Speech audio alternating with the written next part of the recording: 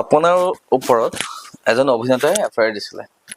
এটা movie release হোৱা যতীন বৰা বুলি কোৱা এজন অভিনেতা নেকি যতীন বৰা এইটো কেনেকে কি হৈছিল একচুৱেলি কেছটো সেইটো আৰু কি চিনেমা আছিল ৰাঘৱ নে মাধৱ নে কি নে যাদৱে কিবা এখন আছিলে নহয় সেইখনৰ ওপৰত মই অকণমান বেয়া মন্তব্য দিছিলো বেয়া মন্তব্য নহয় একচুৱেলি মানে অসমীয়া চিনেমাৰ মানদণ্ড যদি বেয়া বা ছ'চিয়েল যে ৰেছপনচিবিলিটি নাথাকে প্ৰডিউচাৰ হওক বা এক্টৰ হওক বা চিনেমাবোৰৰ যে নাথাকে সেইটো অকণমান কৈছিলো এই কলেজে যোৱাক লৈ সেইকাৰণে মোৰ ওপৰত কেছ দিলে তেওঁ বেয়া পালে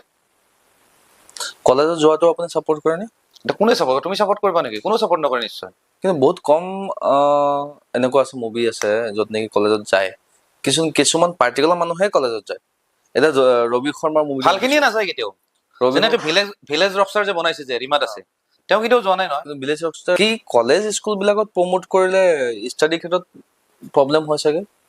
নহয়